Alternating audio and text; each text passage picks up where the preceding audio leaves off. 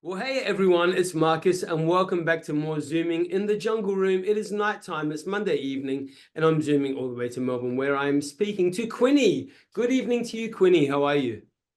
Hello, mate. I'm good. How are you? Yeah, good, thank you. Okay, let's start off at the very beginning.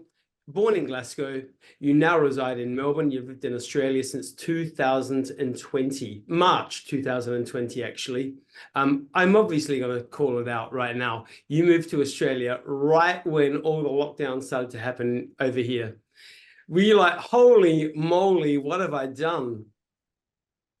I knew what I was getting into because I moved my flight forward. My girlfriend's Australian, Oh, okay. so I actually moved my flight forward. All of my work and stuff got cancelled as things were Yeah, happening on that Friday the 13th, crazy.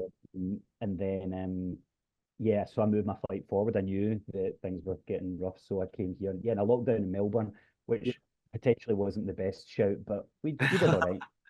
We And did yeah, all right. probably you knew that there were going to be lockdowns. You probably didn't realize that city was going to have the longest lockdown in the world. Yeah, But definitely you know not. what? We got through it, didn't we? It's 2024. Everything is rosy again-ish. Oh yeah. Oh yeah. As rosy as can be, I suppose, Yeah, considering. exactly. Positive state of mind. Now, hey, you started producing your music, for the world back in 2013, back in Glasgow. Mm. What set you on the path of your musical journey? Well, that was when I started solo stuff. I'd been playing in bands and all of that for a long time. I'd been in a band, and then some of the guys from that had like left and joined another band that did a bit of touring and stuff. And so I was kind of like, right, I don't want to start a project um that's hung up on specific people because that was really a band. I was really trying to craft a band. Everyone had their own singing parts and all of that. But I just so I kind of want to start a solo project, which is funnily enough has become more collaborative than being in the band ever was, Yeah, which wow. is kind of and actually on my track Settlers that's come out recently. One of those boys I'm talking about that moved away, he's playing on it. He's playing drums on it. So Okay, yeah, they cool. all those guys stayed in the mix. But that's basically where I started the solo Yeah, stuff, sweet. which Which is born out of yeah wanting to be independent, but then it turns out I end up leaning on people more than I ever had. And that's 11 years in now, obviously, 2013 to, now. Yeah, yeah. So congratulations on an incredible 11 years of bringing out some incredible music. And we'll talk about the music in a second. So producing music in Glasgow to producing music in Australia, is there a massive difference? Is it easier? Is it harder? I think that I didn't take full advantage of being in the UK, which I now see as something that would be easier, is touring in the UK. There's so many like cities and towns so nearby one another, Yep. that I don't think I fully took advantage of that. I did a little bit of it, but it's very easy to get around there. Distance from like Glasgow to London is about the same as here to Sydney, and you think about all those places in between, but you don't have there's not as many stop but like destination venues between here and there, but yeah, I mean somewhere like Melbourne and I guess Adelaide's would be the same, where it's like it's the cities are bigger in Australia, so I actually feel like that allows to kind of cultivate more of a scene. So I'm kind of into that more. I've really enjoyed being in Melbourne Oh, for that's so that. cool. Yeah, Well, you know what? They say that if you can make it in Australia, you can make it anywhere. there you go. We have to work hard for it. Um, Yeah, yeah. so congratulations, I've got to say. The new single Settlers has just come out. I've been banging it all day. It's a really, really cool track. It stays in line with, the genre that you play in, which is it's just incredible. So it's that indie pop. I would almost add rock into it as well, actually. But yeah, Settlers is great. Let's talk about the inspiration behind the single. Well, I wrote that. I was in Maine in New England in America with two of my friends, Scottish friend of mine, Mary Collins, and one of my other friends who's a local to Maine, called Hannah Damon. And we hadn't been together in a long time. We used to live in the same town in Scotland, Paisley. We used to live there together. And yeah, we'd been meaning to make some music, and this was on one of our last days together, and we managed to, yeah, Hannah started just banging out some chords, and we wrote it all together. So it's a bit of a mish. Like I can hear it, but for other people, may not necessarily be able to hear the mishmash of our own influences, you know. And it's, you know, it's a kind of, it's, there's a definite sound of feeling like let down by folk, which is funny because we were feeling very supported by one another at the time of writing. But the album cover also is quite interesting. It's a beautiful illustration, a drawing. Is there a child that maybe did that? I mean, oh my gosh, I could have actually almost offended you. It looks like a child's drawing. I'm going to be very offensive, obviously, if you come out now and tell me that you drew it yourself. But it's a very good illustration. Tell me the story behind the album cover, or the single cover.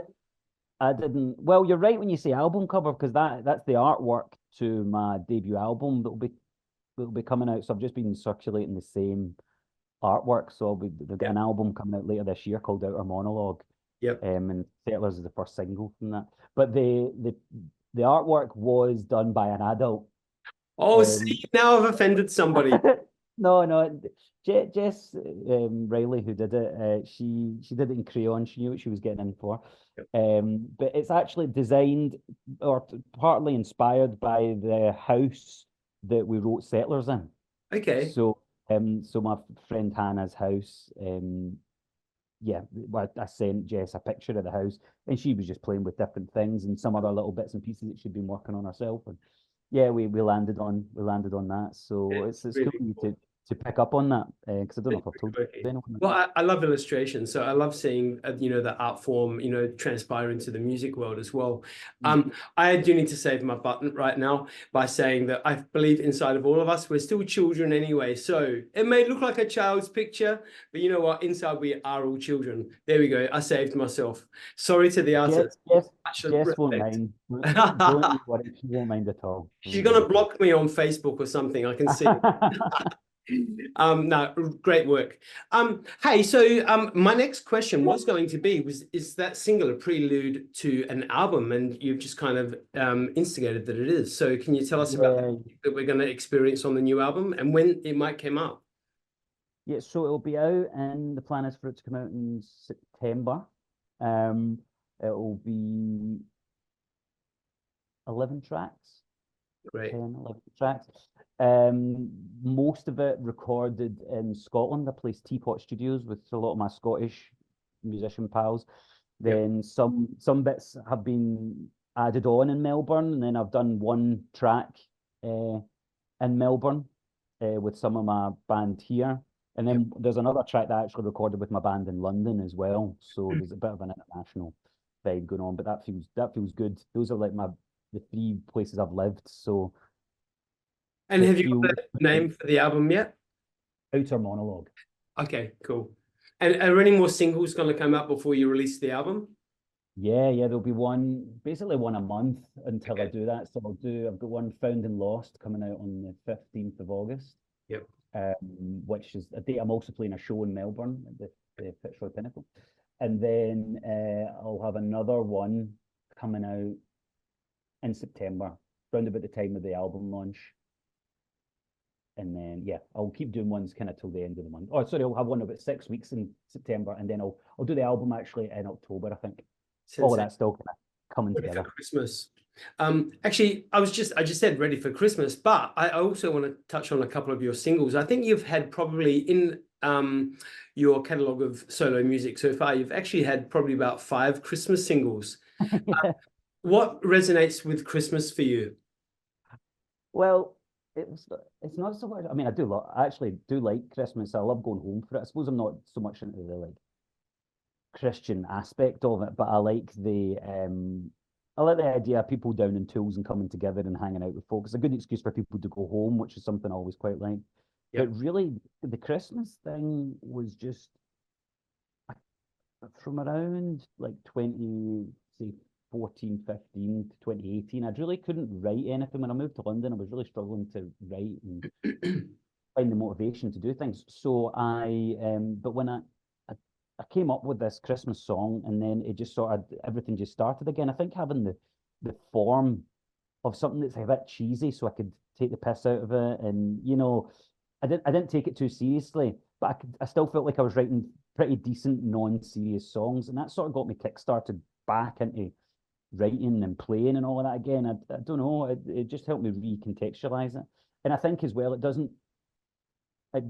it doesn't make it lets me not shy away from standard forms. So Yeah. I'll do something kind of like stereotypical songwriting.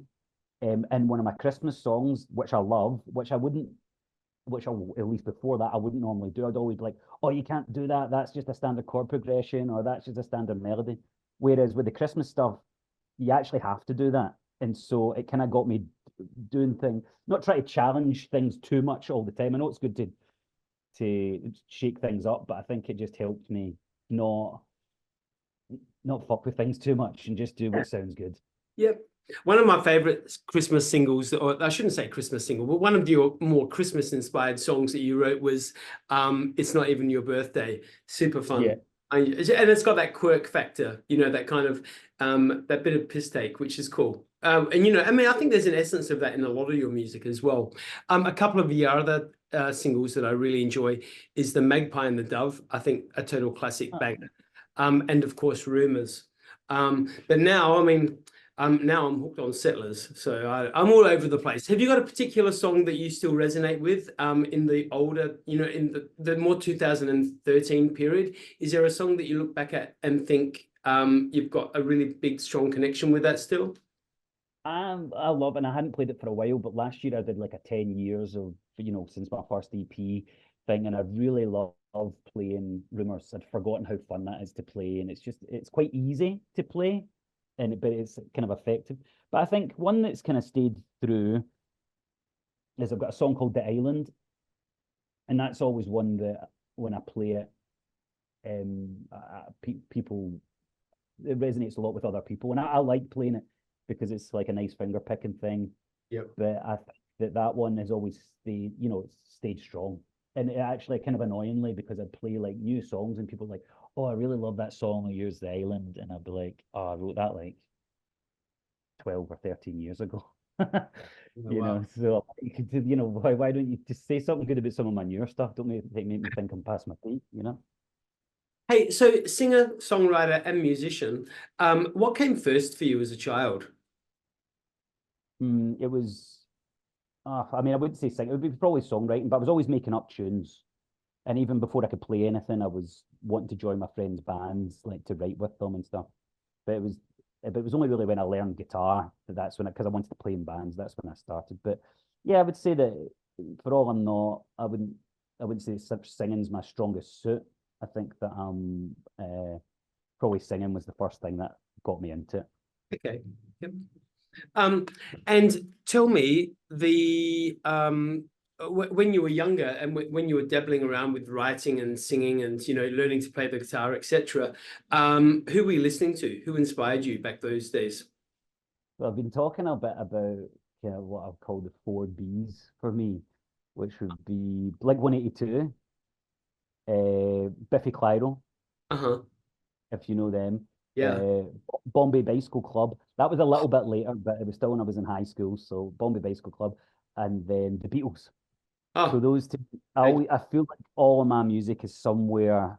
And I mean, there's a few other bands I could throw in there that also begin with B, but I feel like those four kind of cover all of my bases.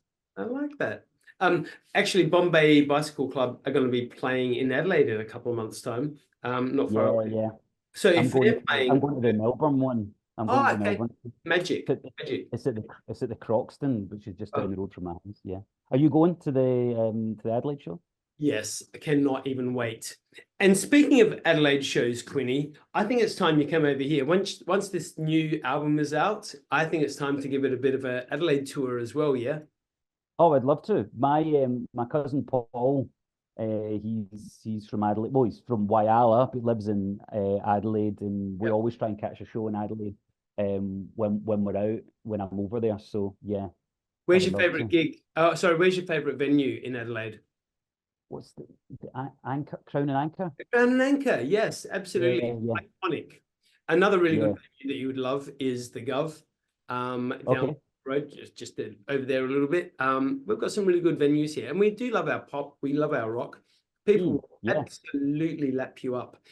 Wow. So we've talked about a new album, you know, the possibility of a tour, fingers crossed. What is in store for you in 2025? So the new album's just come out. What are your plans for the new year?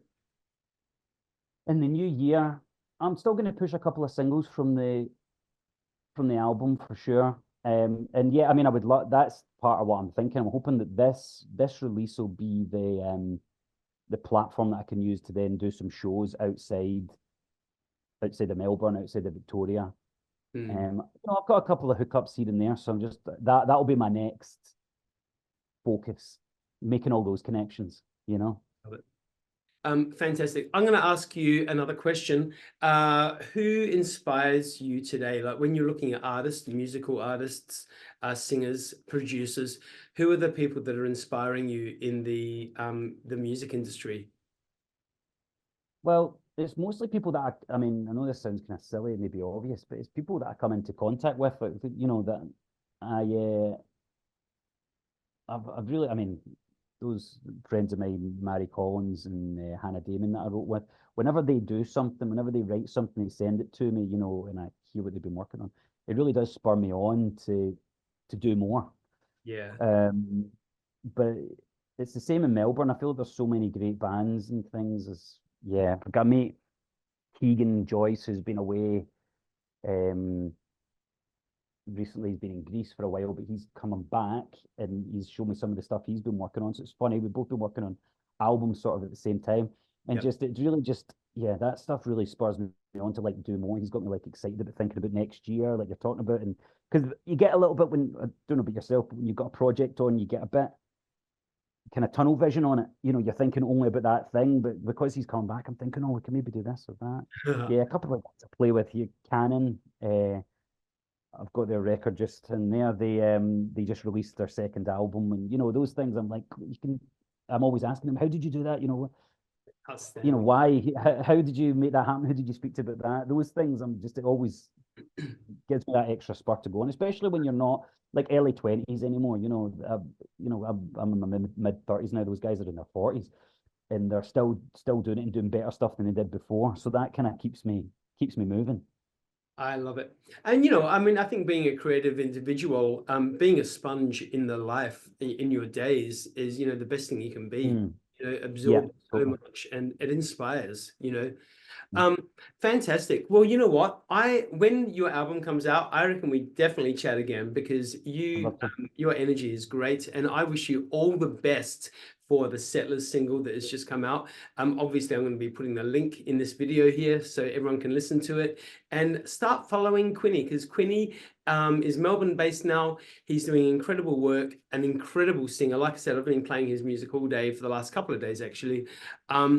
Get onto it. Quinny, you have been amazing. Have a wonderful time tonight, whatever you're up to. It's cold in Adelaide. I'm sure it's cold over there. And I will speak to you very, very soon. Thanks so much. Thanks so much, my friends.